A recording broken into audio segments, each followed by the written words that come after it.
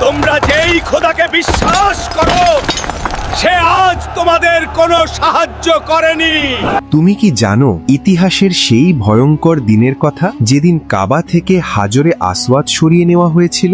ইসলামের ইতিহাসে এটি ছিল সবচেয়ে বেদনাদায়ক এবং অন্ধকার অধ্যায়গুলোর একটি। সেই দিন এক নিষ্ঠুর ব্যক্তি আল্লাহর ঘরের পবিত্রতা ভঙ্গ করেছিল, যা আজও মুসলিম উম্মাহ হৃদয়ে গভীর ক্ষত হয়ে রয়েছে। মসজিদুল হারামে তখন অসংখ্য মুসলমান তাওয়াফে মশগুল ছিল। তাদের ঠোঁটে ছিল আল্লাহর জিকির আর হৃদয়ে ছিল একমাত্র আল্লাহর ভয় ও ভালোবাসা। ঠিক সেই পবিত্র মুহূর্তেই সেখানে নিরীহ মুসলমানদের উপর নেমে আসে নির্মম হামলা। কাবার আঙিনায় বইতে শুরু করে রক্ত। তাওয়াফরত মানুষগুলো সেজদায় লুটিয়ে পড়ে, কান্নায় ভেঙে পড়ে, আকাশের দিকে হাত তুলে আল্লাহর সাহায্য প্রার্থনা করতে থাকে। এরপর সেই অত্যাচারী কাবা থেকে হাজরে আসওয়াদ তুলে নিয়ে যায়। শুধু তাই নয়,